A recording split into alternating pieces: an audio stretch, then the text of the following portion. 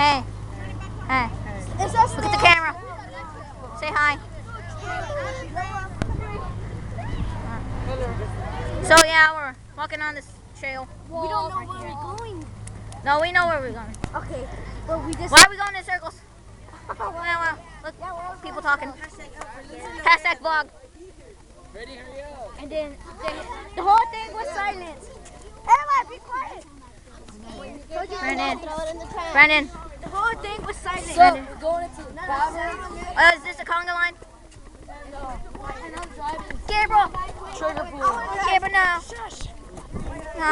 Nah. Nah. I know. Hey. Look. A rock. Where's the rock? Oh my god. Rocks everywhere.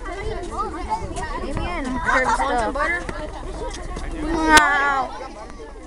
Look at this trail. Wow. I know, it's so different. Wow. Johnny, tie your shoe. Johnny, tie your shoe. Right here. Daniel. Daniel, no. What? I don't know why people get butter mixed up. It's butter and butter. Butter. Nice. Is it really that hard? Okay, we're at the bottom of the ravine, and we're about to enter. Scary. Most terrifying.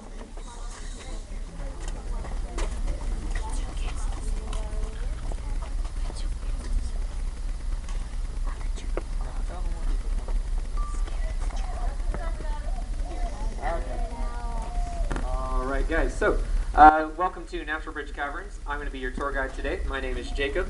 While we're up here on the surface, we're going to go over a little bit of the history, and then we'll go over the rules, and then we'll head on down after that times.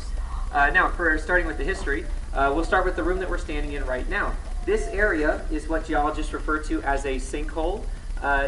We believe that this actually used to be the uppermost room of our cave system until about 5,000 years ago, when erosion from both above and below the ceiling caused it to collapse. When the ceiling collapsed, it left behind this very lovely natural bridge. It's made of Edwards limestone, and it's where we get the name Natural Bridge Caverns. Now, farmers and landowners have known about the natural bridge and the sinkhole since the early 1900s, but never really thought much of it. It wasn't until the 60s that 4 college students from St. Mary's University decided to come down here and do a little bit of exploring. That's when we found some cool stuff. Now, they made 4 trips down, those students. On the 1st, 2nd, and 3rd, they didn't find anything. But on the 4th and final trip, one of them, Orion Knox Jr., was sifting through some rubble, and he felt a cool breeze of air coming out from behind it. Now, to an experienced spelunker, or cave explorer, that indicates further passages. It's a change in air pressure. Now, he moved that rubble over, and what he found was a crawlway that led him onward to 2 whole miles of cave system. Now it's on March 27th, 1960. At that time, the cave wasn't really ready for guests to walk through, so he took some time out, added in the trails and the handrails and all that good stuff. And on July 3rd, 1964, we opened for our first tour. Now, on August 5th of that same year, the governor of Texas, John Connolly, officially dedicated the caverns with these plaques right over here. The plaque on the left is dedicated to Miss Clara Wolf-Wiest Heidemann. She was the original landowner at the time that the caves were discovered, and without her continued support and the support of her family thereafter, none of this would be possible today. The plaque on the right is dedicated to the 4 discoverers themselves. Their names were Orion Knox Jr., Preston Nodell, Al Brandt, and Joe Cantu.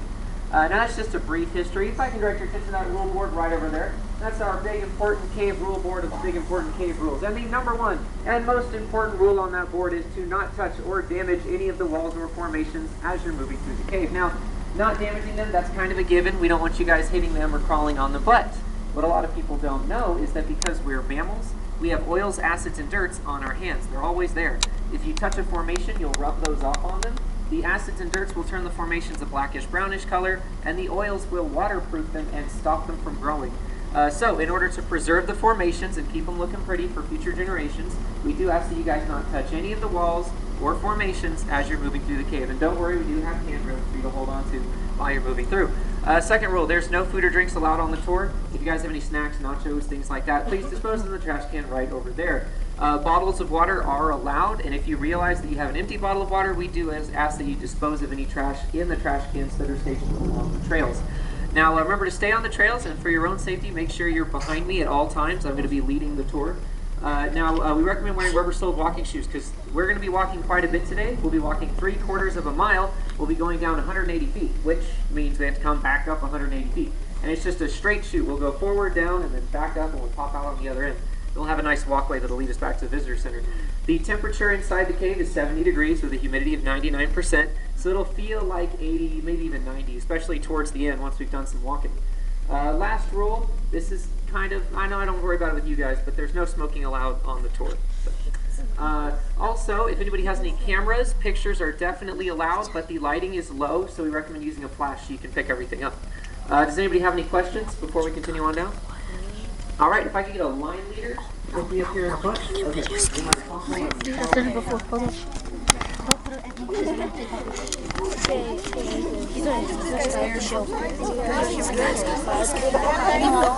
Up on the air. Hold that. Okay, guys, we're about to go into the caverns, and I'm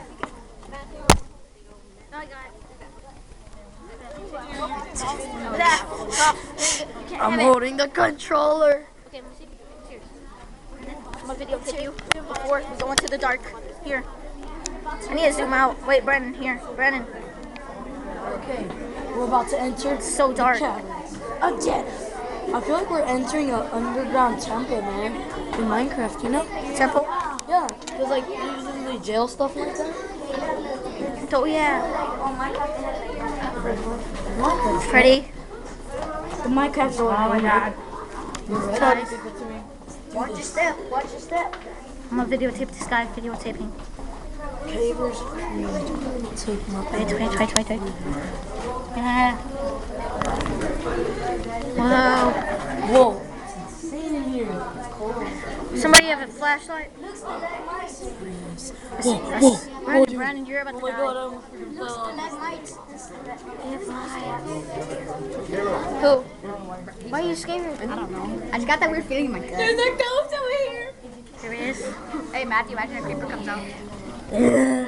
Hey guys, it's TriggerPuller19 here. Nobody can see you. It's all dark. I know. We are down in the caverns. I know you can't see us. Skeleton. Where's the skeleton? I'm the skeleton. Even though you can't see me. It's still gonna be pretty awesome. Here's all. Fire tip. Empty space there. No, I'm not. Finally some light. Believe it or not, you are already 45 feet below the surface of the earth.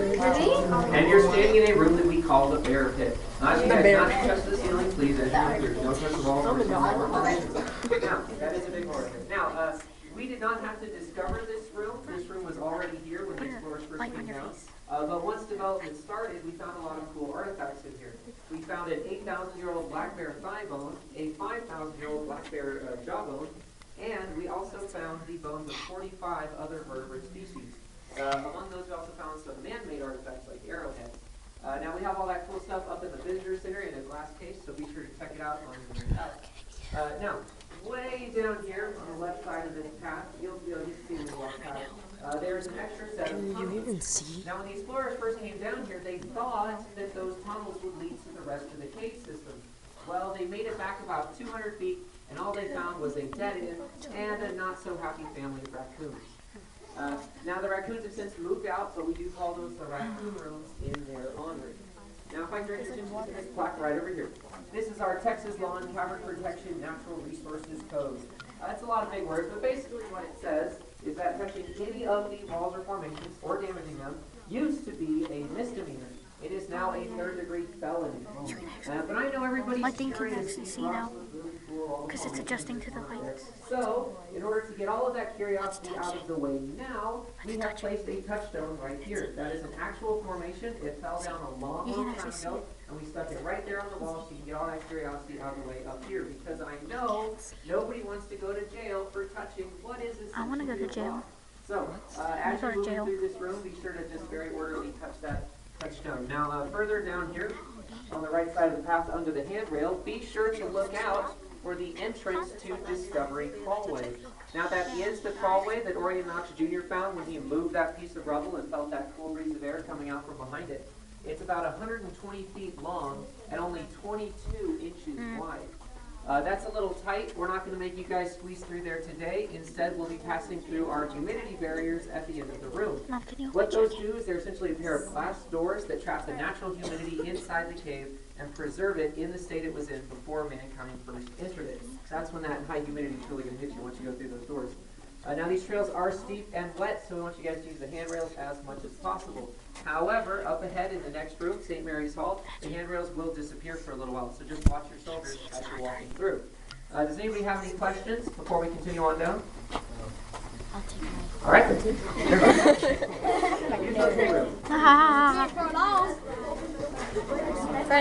Ready. What stone? Did we touch this?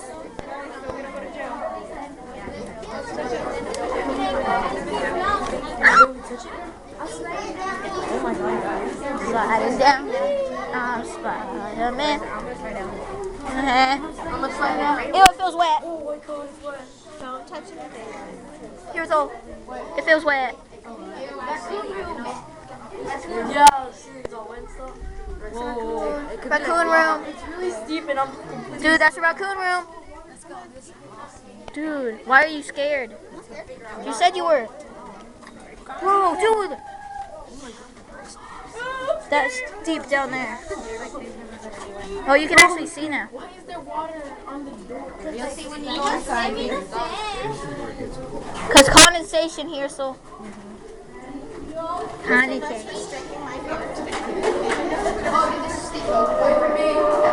Guys, I'm actually going. No, go like this. Put your feet in front. This is my... Go near the light. I can actually see your face if you go near the light.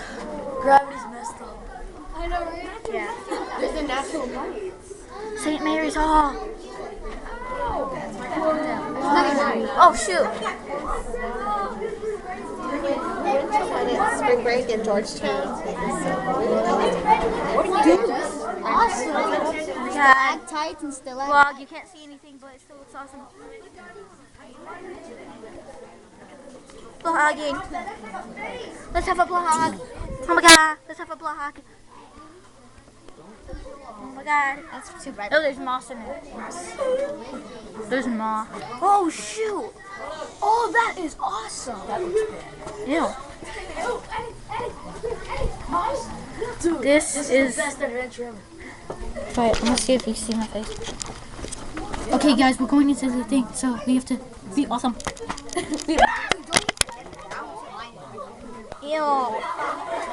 It's nasty. There's poop on the wall. There's poop on the wall. Diego, stop. Dude, stop. I'm scared. Are you scared? Are you scared now? How about now? Jennifer was coming like this. She was coming like this. I was like, oh my god. She's coming. Look up at the ceiling. Oh, shoot, dude, it looks like a... You okay? Jeez, don't touch it, don't touch it. Oh my god, it's raining. That was just rock. No, dude. There was nothing in it, it was just rock. Everything is gonna collapse. This is how Okay. torn by the water that falls. Oh, dude, it is dripping. The walls are wet. That's why that's all my pants. That's how good that's all that No, it's arm on my pants are also wet. Somebody got on your pants? No, I feel like it's Wait, did you eat Angie? Did you enjoy eating Angie? No? No? What? Oh my god. Oh my god, water fell on my pants. Oh my god, That's nasty. it looks blurry. Look at it. This is amazing. It looks blurry.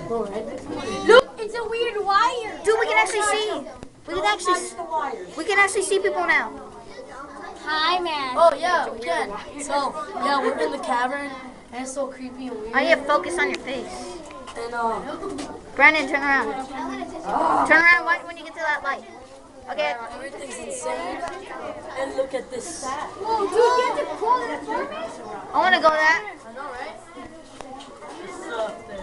There's some crazy things right there. Guys, look. Spider-Man. Spider-Man.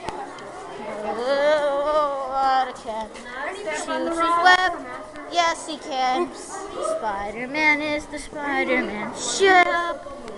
Yeah, he's a Spider-Man. Sit down before they take your spot. Sit down before they take your spot. Sit down before they take your spot. Like, cool.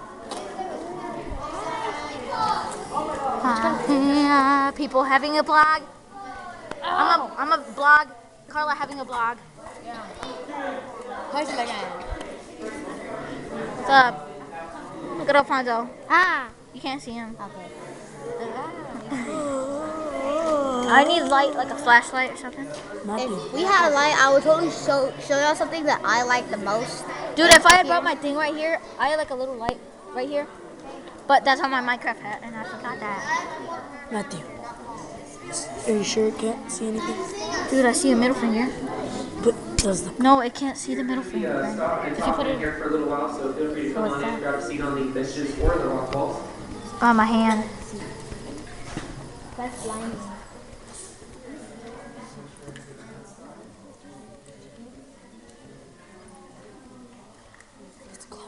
Look out! Here comes Valerie. Oh, God. I see a light. Here's all. Here's all. Hi. We are currently 108 feet below the surface of the Earth. We're standing in a room that we call Pluto's anteroom. Now, you may have noticed this tunnel right up there behind your supervisor, right over there. That was on your right when you first came in. That is the exit to Discovery Crawlway, which you guys saw the entrance to up in the bear pit. Now, you may have felt a cool breeze of air coming out of it as you walk by. That's the air from the surface coming down into here. Well, when the explorers first came down here, they came out of that tunnel, and they looked around this room, especially these formations over here, and they decided that this room kind of looked like the entrance to the underworld. So they decided to name this room Pluto's anteroom after the Roman god of the underworld, Pluto. Now, an anteroom is a small chamber that leads into several larger ones, and that really makes a lot of sense for our cave system because the rooms are just going to get bigger and bigger and bigger as we move through.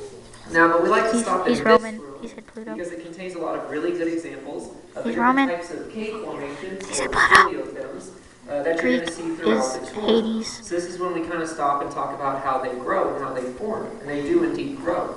In order to do that, we're going to start up on the surface with rainwater. Hopefully we get a little more rain today. How it works is rainwater seeps through the soil above us, and it collects fulvic and humic acid from decaying plant and animal matter. Those combine together and they create carbonic acid. And that carbonic acid works its way down through the soil until it hits the Edwards limestone layer above us. At that time, the acid starts to eat away at the limestone and collect little pieces of it. And it forms what we call a calcium carbonate. Now you guys know what carbonate is. It's in all of our soft drinks and sodas. So that calcium carbonate works its way down until it hits the ceiling above us. At that time, carbon dioxide is released, and what remains is water and calcite. Now that water deposits the calcite on the ceiling, and then it falls down and deposits the calcite anywhere that it lands. That calcite builds up over time, and that's actually how the formations grow. But it takes a really, really long time. These formations take about 100 to 1,000 years to grow just 1 cubic inch. So it's a very small amount. And it varies depending on rainfall. The more rain, the faster they'll grow. When I say faster, I don't mean the difference between 1,000 and 100 years. So that creates two different types of cave formations, flow stones and drip stones. Now flow stones form as water flows down a surface, depositing that calcite as it goes. We have some cool examples behind me right over here. These are what we call cave ribbons. And those form as water flows down the wall, eventually jetting out from it. Right over here behind the folks on the bench, you will see a cave curtain. That's another type of flow stone. You'll see more throughout the tour. Now I said there were two types of formations. There's flow stone and then there's drip stone. As I'm sure you can all guess, drip stone forms as water drips down from the ceiling. The main two drip stone formations that you will always hear about no matter what cave you go to are stalagmites and stalactites. Now, for those of you that don't know, a good way to remember the difference is that stalagmites might someday reach the ceiling and stalactites cling tightly to the ceiling. But sometimes they actually grow together and they'll meet in the center of the room. And they'll form what we call a column. Now, in most cases, the water flows down the outside of the formation, so it gets wider as it gets longer. But in some special circumstances, the water will flow down through the center of the formation, and it'll form a very fragile, hollow shape we call a soda straw. You can see some right here. Now, the water actually flows straight down through the center, so those are pretty much like a drinking straw. I wouldn't use them, though. They might taste a little groggy. So, one question that we get a lot in the cave, like a ton, like every day, constantly, is are there any bats in the cave? The answer is no. We don't have any big bat colonies living down here currently. Well, we do get one or two that come down through the Discovery Crawlway, and they'll flitter around until they decide to leave when they realize there's no food down here. But we do believe that over 5,000 years ago, we had a huge colony of bats that lived down here, thousands and thousands of them. But we're not just making that up, we have some proof. If you look at the ceiling here, you will see a 5,000-year-old bat roost. Now, bats are mammals like us, so they have the same oils, acids, and dirts on their hands that we do. Now, you can see the acids and dirts on the ceiling. Dude, I think I see a ruby. And the oils have stopped any formations from growing in that area. Now, wherever bats hang from the ceiling, other stuff falls to the floor. And if you look right over here, you will see a ruby or a feces, or dung, or poop. Now, because of the 99% humidity down here, it is still moist, and in some sections of the cave you can still smell it, even though it's 5,000 years old. Believe it or not. Now, right over here, you may notice that dark tunnel. That's what we call Chapel Hollow. Now, when we get a lot of rainwater down here, maybe once or twice a year, the aquifer beneath us will slowly and steadily rise up into the cave system, eventually filling our lower two rooms. Now, obviously, we wouldn't want our guests to have to swim through there, so we use Chapel Hall to cut across and move onward to a higher elevated section of the tour. Now, of course, we're not going to be going down through there today. Today we'll be descending on our switchbacks, and don't worry, it's boring in there anyway. So, these switchbacks are steep and wet, so we do recommend taking small steps and making really wide turns around the angles. It's a lot easier if you start out on this left side handrail. Now, on your way down, be sure to look out for our living fern. It's the only living plant in the cave system. We believe it was deposited as a spore on the boot of one of the developers, or maybe even the discoverers themselves. Who can say? But the fern has been here for almost 50 years, and it's using a light bulb next to it for energy in order to grow. Does anybody have any questions before we continue downward? All right. So small steps. Oh, wait, question right there. How do you have proof that those are? I'm sorry. Well, we know that because of the oils, acids, and dirts from the mammals, we know that's what causes those markings up on the ceiling. Why are you rubbing my hand? From the ceiling right there. One more question right there. No, I'm not. Does it hurt anymore? That is a darker section of formation right there. Darker section. Not just calcite gets down through here, but other types of acid, other chemicals make it down with the formation, so they'll make them turn kind of a darker brown color. So there must have been some section of clay or something. And this stinks. The viewers can't even see. It's pretty awesome, bro. Dude, I know. If you were us guys. Let's just put them out of their misery and just end this video here and tell them. Yeah, so we're going to end this until we get somewhere exciting. So, bye.